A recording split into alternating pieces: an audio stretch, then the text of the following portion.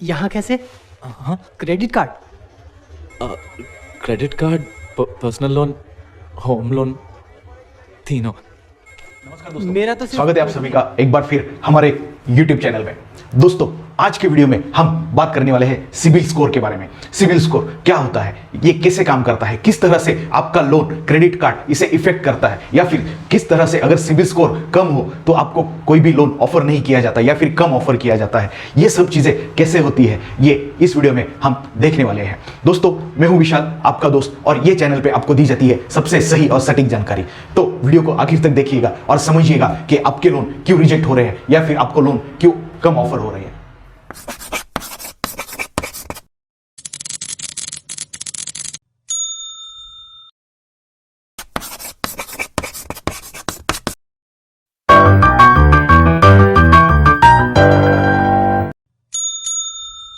दोस्तों, वीडियो शुरू करने से पहले मैं सबसे पहले आपको सिबिल का फुल फॉर्म बताना चाहूंगा। सिबिल का फुल फॉर्म होता है दोस्तों क्रेडिट इंफॉर्मेशन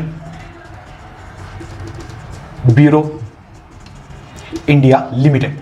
ठीक है, ये सिबिल का फुल फॉर्म होता है। ठीक है, ये सिबिल का हम पहले कुछ बेसिक चीजें जानेंगे सिबिल के बारे में, फिर उसके बाद आगे वीडियो में बढ़ेंगे। सिबिल का स्कोर होता है दोस्तों 300 से लेके 900 के बीच में। टोटल स्कोर आपका जो है 300 पॉइंट से लेके 900 पॉइंट तक आपका स्कोर कैलकुलेट किया जाता है। बट सिबिल के अंदर सबसे बेहतरीन पॉइंट्स माने जाते हैं 750 के अबो से 800 तक। अगर आपका सिबिल स्कोर है तो फिर आपको लोन मिलने की, क्रेडिट कार्ड मिलने की सबसे ज्यादा आपको चांसेस है। ठीक है, अगर आपका सिबिल स्कोर इसके नीचे है तो आपको बहुत दिक्कतें फेस करनी पड़ सकती है। जैसे कि आपको इमरजेंसी में कोई लोन चाहिए, या फिर आप होम लोन के लिए जा रहे हो, या फिर आप पर्सनल लोन के लिए इमरजेंसी के लिए जा रहे हो, तो अभी सभी बैंक्स जो है ये सिबिल स्कोर चेक करके ही आगे बढ़ती है। जब तक ये बैंक सिबिल स्कोर चेक नहीं करती है तब तक आपको कोई भी लोन अप्रूव नहीं किया जाता है। ठीक है, तो सिबिल स्कोर आज की डेट में इतना इंपॉर्टेंट हो गया है। ठीक है, तो आइए आगे बढ़ते हैं कि सिबिल स्कोर ये काम कैसे करता है, इसके बारे में जानते हैं। दोस्तों, आगे बढ़ने से पहले सिबिल के बारे में कुछ फैक्ट्स जान लेते हैं। बहुत सालों पहले दोस्तों होता क्या था, कोई भी एक बंदा था, ये ए नाम का, कोई भी बहुत सालों पहले ऐसा होता था, ये कोई भी XYZ, और यहां पे ये समझो ये बैंक है। ठीक है, ये तीनों क्या है, बैंक्स है। ठीक है, और ये एक बंदा है। बहुत साल पहले दोस्तों ऐसा होता था, ये बंदे ने ये बैंक से लोन ले लिया। ठीक है, ये बैंक को उसने क्या किया, डिफॉल्ट कर दिया। ठीक है, लेकिन ये बैंक के बारे में, ये बंदे के बारे में, और इसने ये जो बैंक से लोन लिया हुआ है इसके डिफॉल्ट के बारे में ये बैंक को पता नहीं चलता था, क्योंकि इसका रिकॉर्ड सिर्फ ये बैंक को था। ठीक है, तो ये बंदा क्या करता था, फिर ये बैंक से लोन लेता था और ये इसको डिफॉल्ट कर देता था, फिर ये जो है इससे लोन लेके फिर इसको डिफॉल्ट कर देता था। तो फिर एक ऐसा सेंट्रलाइज सिस्टम चाहिए था कि ये सभी जो है डिफॉल्टर्स की जो है एक जगह पे रजिस्टर हो, जहां पे बैंक सबसे पहले चेक करे ये कहीं पे कौन सी बैंक में डिफॉल्टर है, या फिर इसका कोई लोन चालू है, या फिर इसका कोई अभी EMI पेंडिंग है। ये सभी चीजें सेंट्रलाइज करने के लिए जो है सिबिल का यहाँ पे नीड तैयार हो गया। ठीक है, तो यहाँ पे अभी कोई भी बैंक जो है, अभी पहले जैसे कि मैंने आपको बताया, यहाँ पे ये पहले जो कुछ लोग थे यहाँ पे अलग अलग बैंकों से लोन लिया करते थे और हर एक लोन को डिफॉल्ट भी कर दिया करते थे। ठीक है, तो सिबिल ना होने के कारण बहुत सारे बैंकों का NPA बढ़ता रहता था। ठीक है, तो इसकी वजह से सिबिल का ये जो कंसेप्ट है ये यहां पे क्या हुआ, लॉन्च हुआ। तो सिबिल जो है यहां पे किस तरह से काम करता है, अभी सिबिल अगर आप देखेंगे यहां पे पहली बार अगर आप बैंक में कोई भी सिर्फ क्रेडिट कार्ड के लिए अप्लाई करते हो, लोन के लिए अप्लाई करते हो, किसी भी पर्सनल लोन के लिए अप्लाई करते हो, तो सबसे पहले आपका सिबिल चेक किया जाता है। बराबर, तो सिबिल काम क्या करता है, सिबिल पहले चेक करता है आपने किसी दूसरे बैंकों से कोई पहले भी अप्लाई किया है, या फिर आपके पास पहले कोई क्रेडिट कार्ड है, या फिर आपका कोई होम लोन चालू है, या फिर आपका कोई कार लोन चालू है। तो सबसे पहले ये सिबिल के माध्यम से ये जो है चेक किया जाता है कि जो बैंकों के पास उसका ऑथोरिटी रहता है, और आजकल बहुत सारे प्लेटफॉर्म पे जो है आप अपना CIBIL score free of cost check कर सकते हैं। ठीक है, तो पहले आपका सिबिल स्कोर चेक किया जाता है। आपके यहाँ पे आपकी जो इनकम के डॉक्यूमेंट्स है दोस्तों, इनकम के डॉक्यूमेंट्स ये जो है सबसे बाद में देखे जाएंगे, पहले सिबिल स्कोर चेक किया जाएगा। यहाँ पे आपका कोई एग्जिस्टिंग लोन है वो देखा जाएगा, एग्जिस्टिंग क्रेडिट कार्ड है वो देखा जाएगा, उसके बाद आपके करंट EMI कितने चालू है ये उनको सिविल से पता चल जाता है। इसमें से आप डिफॉल्ट कितने किए हैं या फिर आपने यहां से पेंडिंग में कितने हैं, ठीक है, ये आपको बैंक को जो है यहां पे सिविल के माध्यम से आपकी पूरी A to Z जानकारी जो है सिविल के माध्यम से जो है उनको पता चल जाएगी। तो आप आजकल ऐसा नहीं हो सकता है कि आपने एक बैंक से लोन लिया, दूसरी बैंक को आपने वापस से अप्लाई कर दिया तो उनको पता नहीं चलेगा, इसको डिफॉल्ट किया, अभी दूसरे बैंक से लेता हूं, तीसरे बैंक से लेता हूं। दोस्तों ऐसा नहीं होता है, ठीक है। लिया है तो चुकाना पड़ेगा। तो आइए दोस्तों अभी देखते हैं कि ये सिविल आपके स्कोर को इफेक्ट कैसे करता है। जैसे कि मैंने आपको पहले बताया सिविल स्कोर काउंट होता है 300 से लेके 900 के बीच में। अभी मान लीजिएगा दोस्तों मैं पकड़ के चलता हूं, आपका सिविल स्कोर है 750, ठीक है। आपके पास एग्जिस्टिंग मान लीजिए आपका एक कार लोन चालू है, ठीक है, आपके पास 2 क्रेडिट कार्ड भी है, ठीक है, और आपका एक जो है एक होम लोन भी चालू है, ठीक है। ये यहां पे आपके 3 लोन चालू है। तो ये आपको किस तरह से इफेक्ट करेंगे, जैसे जैसे दोस्तों आप हर महीने ईएमआई पे करेंगे कार लोन का और होम लोन का, यहां पे कुछ ना कुछ पॉइंट्स जो है प्लस होते जाएंगे, ठीक है। यहां पे आपके पॉइंट्स जो है प्लस होते जाएंगे, ठीक है। वापस आप क्रेडिट कार्ड से कुछ परचेस करते हो और उसका पेमेंट भी टाइम पे करते हो तो वापस आपके यहां पे जो है कुछ पॉइंट्स जो है ऐड कर दिए जाएंगे। लेकिन कौन सी केस में, अगर आपका मान लीजिए क्रेडिट कार्ड का लिमिट है मान लीजिए 1 लाख रुपए का और आपने यहां से कैश ना निकालते हुए अगर इसमें से सिर्फ 25 to 30% का आपने यूज किया हो आपके टोटल क्रेडिट लिमिट का, तो आपके यहां पे पॉइंट बढ़ जाएंगे, ठीक है। अगर दोस्तों मान लीजिएगा यहां पे आपने 25-30% से ज्यादा यूटिलाइजेशन कर लिया आपके क्रेडिट कार्ड का, तो आपके यहां पे क्या होंगे, स्कोर माइनस हो जाएंगे, ठीक है। यहां पे मतलब आपको कोई भी क्रेडिट कार्ड का अगर 1 लाख का लिमिट है तो आपको सिर्फ उसका 25-30% मैक्सिमम आपको उसका यूटिलाइज करना है, ठीक है। अगर वैसा आप करेंगे तो आपका स्कोर बढ़ता रहेगा, अगर उससे ज्यादा करेंगे तो आपका जो स्कोर है माइनस होता रहेगा। ये हो गया पहली बात। सेकंड थिंग, अगर आप कार लोन का ईएमआई अगर आप जो है एक ईएमआई अगर आप पेड नहीं करते हो तो यहां पर भी आपका जो है सिविल स्कोर यहां पे माइनस होता है, ठीक है। कार लोन का हो, होम लोन का हो, पर्सनल लोन का हो, कोई भी ईएमआई अगर आप एक पेड नहीं करते हो तो आपका सिविल स्कोर यहां पे कम होता है। दोस्तों सिविल स्कोर मान लीजिए आपका सिविल स्कोर आपका कोई भी ईएमआई है, 5 तारीख का ईएमआई है, अभी जो है नए सर्कुलर के अनुसार 3 दिन एक्स्ट्रा दिए गए हैं। अगर मान लीजिए 5 तारीख का आपका ईएमआई है तो 8 तारीख के पहले अगर आप अपना ईएमआई पेड कर देते हो लेट करने के बाद भी, तो भी आपका सिविल स्कोर यहां पे माइनस नहीं किया जाएगा, क्योंकि ये जो सर्कुलर निकला है इसमें ऐसा कंसीडर किया गया है कि अगर मान लीजिए अभी जैसे कोरोना जैसे कुछ हमारे पेंडेमिक थे, यहां पे बहुत सारे लोगों के इश्यूज थे, तो ये कंसीडर किया गया है कि 2 से 3 दिनों का एक वेवर टाइम दिया जाए लोगों को, जो ये 3 दिन में क्या करेंगे अपना ईएमआई अरेंज करके पे कर दे, तो आपका सिविल स्कोर इफेक्ट नहीं होने वाला है, ठीक है दोस्तों। सेकंड ये हो गया आपके यहां पे स्कोर कैसे बढ़ रहा है, ये आपने देखा, यहां पे माइनस कैसे हो रहा है ये भी आपने देखा, ठीक है। अभी मान लीजिएगा आप यहां पे और सिविल स्कोर आपका कम कैसे कैसे होता है वो भी देखते हैं। पहला रीजन है दोस्तों इसके लिए लोन इंक्वायरीज, ठीक है। आपने दोस्तों लोन लिया नहीं है, क्रेडिट कार्ड लिया नहीं है, बट आपने सिर्फ क्या किया, क्रेडिट कार्ड के लिए या फिर लोन के लिए इंक्वायरी कर ली बैंक में, उनके पास डॉक्यूमेंट सबमिट कर दिए, पैन कार्ड, आधार कार्ड, जो कुछ भी है वो अगर आपने सबमिट कर दिए और उन्होंने आपका एक बार सिविल चेक कर लिया, तो यहां पे जो है आपके कुछ पॉइंट्स जो है यहां पे काटे जाएंगे, ठीक है।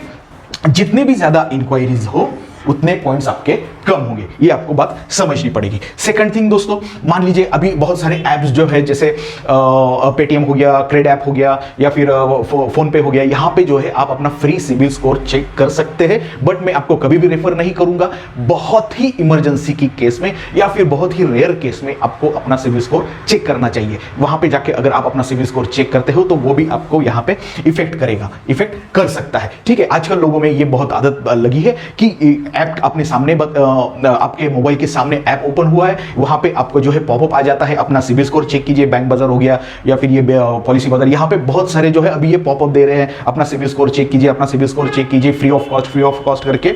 दोस्तों आप जितनी बार वो सिविल स्कोर चेक करेंगे उतनी बार जो है आपके पॉइंट्स यहां से जो है काटे जाएंगे, ठीक है। बात समझ में आ रही है। जब तक आपको कोई क्रेडिट कार्ड की, लोन की सीरियस में जरूरत ना हो तब तक आपको इंक्वायरी भी नहीं करना है, ना ही डॉक्यूमेंट्स देना है, ठीक है। जब आपको जरूरत है तभी आपको डॉक्यूमेंट्स देने हैं और अपना सिविल चेक करा लेना है। तो समझ गए दोस्तों आप कि आपका सिविल स्कोर जो है किस तरह से कहां से इफेक्ट होता है, ठीक है। तो आइए आगे बढ़ते हैं और हम देखते हैं ये सिविल स्कोर कौन कौन सी बैंक चेक करती है। या फिर ऑलरेडी मेरा सिविल स्कोर खराब है, मैं किस तरह से इसे इंप्रूव कर सकता हूं, या फिर मेरा अगर किसी कारणवश आपका अगर आपने ईएमआई पे कर दिया है, आपने सब टाइम पे आपका रखा है, फिर भी आपका सिविल स्कोर इफेक्ट हुआ है, तो आप कंप्लेंट कहां पे रजिस्टर कर सकते हो, आइए देखते हैं दोस्तों। फर्स्ट ऑफ ऑल हम बात क्या करेंगे कि अगर अभी आजकल कौन कौन सी बैंक सिविल स्कोर चेक कर रही है, सभी प्राइवेट सेक्टर की बैंक, ठीक है, प्राइवेट सेक्टर, उसके बाद गवर्नमेंट सेक्टर, ठीक है, उसके बाद आपकी जो है कोऑपरेटिव बैंक जो है वो, शेड्यूल्स बैंक जो है वो, ठीक है, एनबीएफसीज हो गए, ठीक है, एनबीएफसीज, मतलब अभी यहां पे कुछ भी नहीं बचा है जो सिविल नहीं चेक करता है, ठीक है। बहुत ही अगर कोई प्राइवेट फाइनेंसर रहा या फिर प्राइवेट बहुत ही छोटा कोई प्राइवेट फाइनेंस कंपनी रही तो शायद वो नहीं चेक करती रहेगी, बट अभी ऑलमोस्ट जो भी यहां पे मार्केट में जो बड़े प्लेयर्स हैं वो सभी सिविल का आपका स्कोर चेक करते हैं, ठीक है। तो अभी आगे बढ़ते हैं, आगे देखते हैं कि अगर मान लीजिए आपका सिविल स्कोर अभी ऑलरेडी क्या है, खराब है, मान लीजिए 400 है, 450 है, 500 है, किसी कारणवश आपका कुछ पहले इश्यू हुआ था, इसकी वजह से आपका, लेकिन आपको अभी वो इंप्रूव करना है, तो क्या करना चाहिए दोस्तों। सबसे पहले आपको जो है आपके अभी एग्जिस्टिंग ड्यूज जो हैं वो आपको क्लियर करने चाहिए। एक तो वो ईएमआई चालू रहेंगे तो टाइम पे वो ईएमआई पे करते रहिए। सेकंड थिंग, जो आपने पहले जो लोन डिफॉल्ट किए थे वो वहां पे उसकी पेनल्टी के साथ अगर जो बन रहे, या फिर अगर आपने वहां पे सेटलमेंट करे रहेगी तो वहां पे जाके आपको वो लोन का जो है एनओसी भी ले लेना है, और या फिर लोन क्लोजर का आपको वहां से जो है लेटर भी ले लेना है। पहले ये सब आपको काम करने हैं। घर चलाऊं या लोन भरूं? लोन भरेगा तो घर चलेगा, अगर लोन नहीं भरा तो तू कैसे चलेगा? तो ये काम होने के बाद सेकंड थिंग आपको क्या करने का है दोस्तों पहले तो आप अभी एटलीस्ट नेक्स्ट 6 महीने 1 साल 1.5 साल तक कोई भी लोन इंक्वायरी जनरेट नहीं करेंगे, ना क्रेडिट कार्ड की इंक्वायरी जनरेट नहीं करेंगे। आप अभी सिर्फ यहां पे जो है अपना स्कोर, सिविल स्कोर किस तरह से बढ़ सकता है उसके ऊपर आप कॉन्सेंट्रेट करेंगे, ठीक है। तो कोई भी नई इंक्वायरी जनरेट नहीं करना है, क्योंकि वापस अगर आप लोन का इंक्वायरी करेंगे तो आपका सिविल इफेक्ट हो जाएगा, ठीक है। अभी मान लीजिए किसी का स्कोर बहुत अच्छा है, 750 है, 800 है, 850 है, तो उसको कितना लोन मिलेगा, ज्यादा मिलेगा, कम मिलेगा, कैसा है? तो दोस्तों यहां पे कैसे कैलकुलेट किया जाता है?